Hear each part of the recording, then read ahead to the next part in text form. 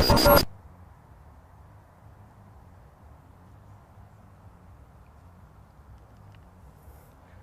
there, guys.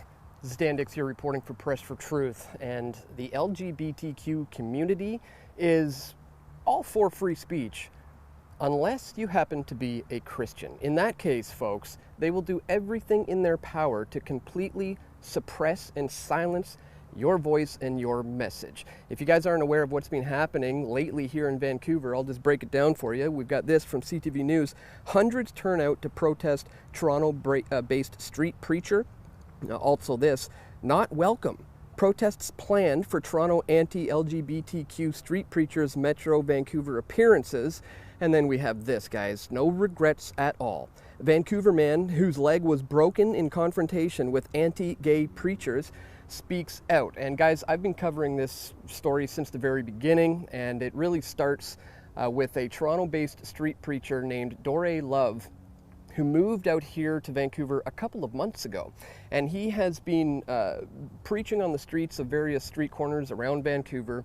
And recently, he was attacked. He was aggressively attacked and assaulted by a very large man who assaulted him, attempted to steal his microphone away from him.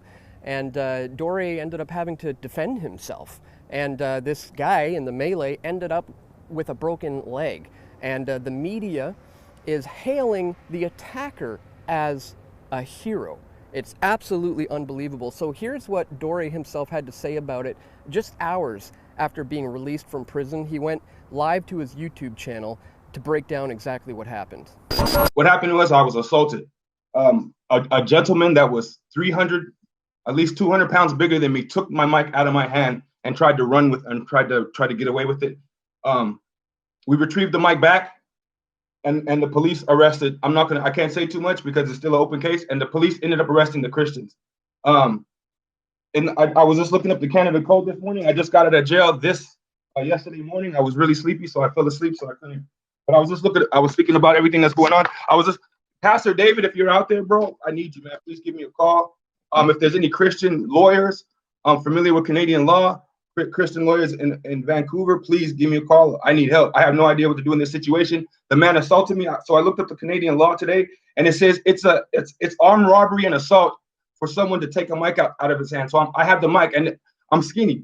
Usually I was bigger. You can even tell people like, oh, you've been losing weight. Yeah, I'm a small dude. So this dude was about 250 pounds. I weigh about 170. He snatched the mic out of my hand, forcefully snatched it out of my hand, and pushed me out the way. That's assault and robbery.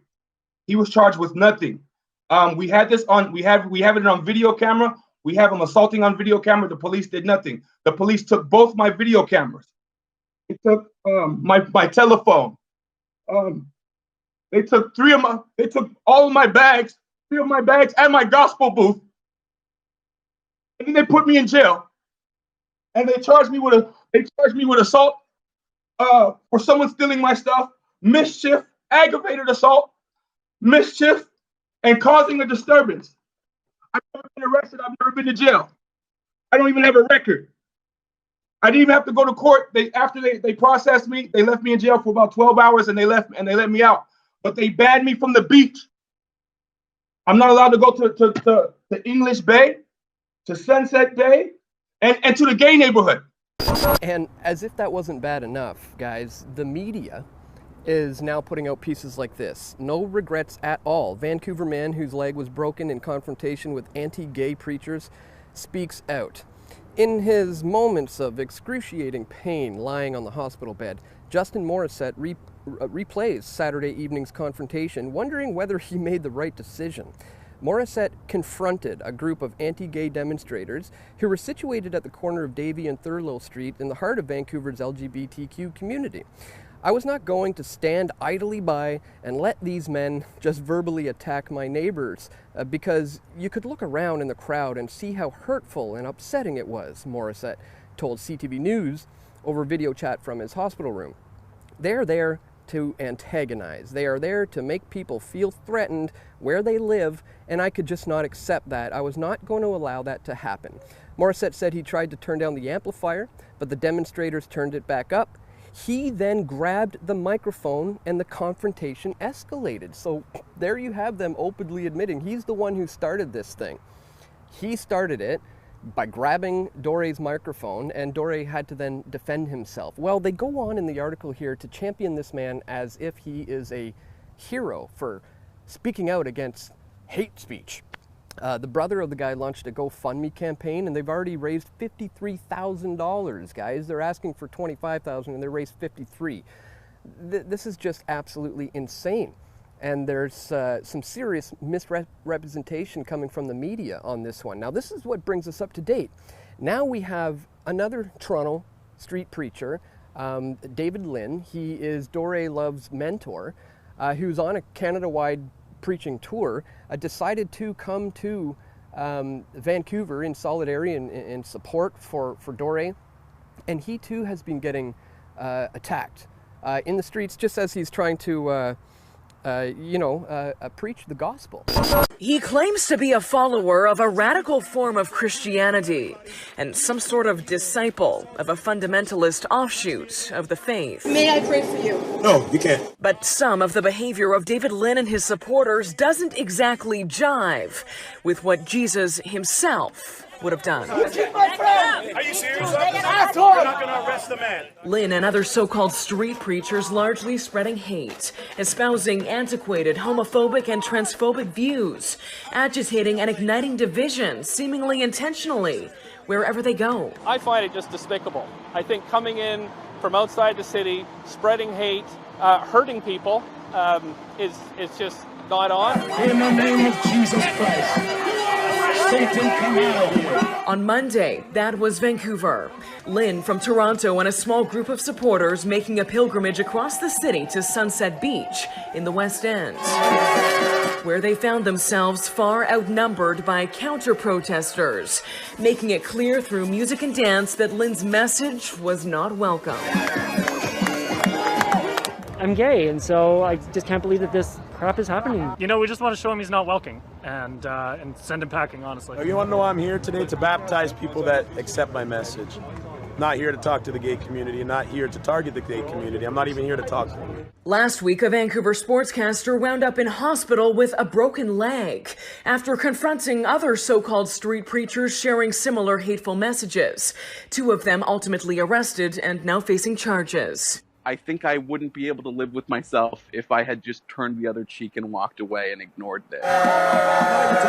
With a large number of Vancouver police officers on site Monday, no physical violence other than pushing and shoving erupted, though plenty of noise on both sides did. The message of a vocal minority largely drowned out, and that was the point. This so-called preacher exercising his freedom of expression. And so too did all of them. And as I've been thinking about all these things, guys, I got an email from a viewer here at Press for Truth, sent me this email that I thought really summed it up well, because this is somebody from her firsthand experience. They were there at the event at Sunset Beach where David Lynn was being attacked. They saw it firsthand, and they recount their experience in an email to me. And I wanted to share this one with you guys, because I felt that this person really laid it out well in this email. So they say, "Hi Dan, I felt compelled to write to you in regards to a recent, quote, protest, end quote, that I witnessed at Sunset Beach in Vancouver on Monday, August 31st. I'll begin with this. I recently became a Christian and have since been watching the media scene unfold with new eyes. I'm so tired of being lied to and watching the minds of the people being twisted. My partner and I watched some of your videos, and we really appreciate your authenticity in reporting events. The protests were all organized around David Lynn, a black preacher from Toronto who is currently doing a Canada-wide tour to spread the gospel. He's been labeled as an anti-gay preacher, when in actuality he is by default an anti-sin preacher. So he's not specifically targeting this community, only exercising his rights of freedom of speech just as the LGBTQ community are. My partner and I happened to be at the protest that evening, and what I witnessed did not match the stories with CTV and the LGBTQ community that they're putting out. They say they were peacefully protesting. They complain about being pepper sprayed for no reason, and they say that this man was spreading hate speech. They tell big dramatic stories about a man's leg being broken for being a hero and standing up to the big bad preacher. And they turn and use the anti-police rhetoric by crying that the police did not stand up for their rights and instead protected the preacher, and that we have a police problem in Vancouver too. The behavior I witnessed at these protests was anything but peaceful on the part of the LGBTQ community. It was all quite the opposite. I witnessed seemingly drunken, riotous, hateful people screaming profanity and yelling "Hail Satan," amongst other obscenities at this man as he baptized people in the ocean. I witnessed people yelling death threats at this man while he spoke calmly and proclaimed the truth of the gospel. I've never witnessed such vulgar behavior from a group of individuals in my life. If the police had not been present, they would have certainly beaten this man near to death, if not worse. CTV News has completely taken the side of the LGBTQ community and warped the story to their liking, further smearing the image that of this man and the Christian community as a whole. If what the LGBTQ community wants is freedom of speech, then they should be supporting freedom of speech for all people. Legal action should be taken against all those who were uttering death threats against David Lynn. The media is not covering the full story, and I believe they are supporting the side which suits a larger agenda. If we continue down this track with these kinds of lies being told about people, then we will lose religious freedom, as well as the ability to speak any truth contrary to the mainstream narrative. I appreciate you taking the time to read this if you've gotten this far. I felt the need to reach out because I feel it is a deep injustice that these lies are being spread and supported. This behavior is not acceptable. These people need to be held accountable for their actions, or soon they will really hurt someone. Sincerely. And to the person who wrote that email, thank you so much for so eloquently wrapping up your firsthand experience there and showing the hypocrisy within the LGBTQ community and the mainstream media, who do have a particular narrative that they're trying to push.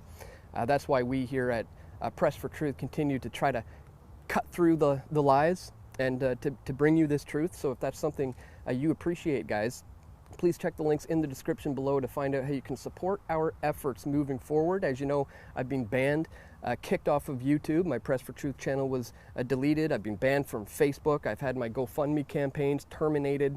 They're trying to silence my voice as well. And I just so happen to be a Christian, guys. Maybe that has something to do with it. Guys, if you appreciate the info I brought to the table in this video as well, please click the thumbs up button and share this video. And stay tuned, we're going to have more video reports coming soon.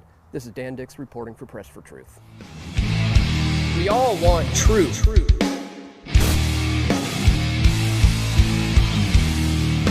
The truth will set you free.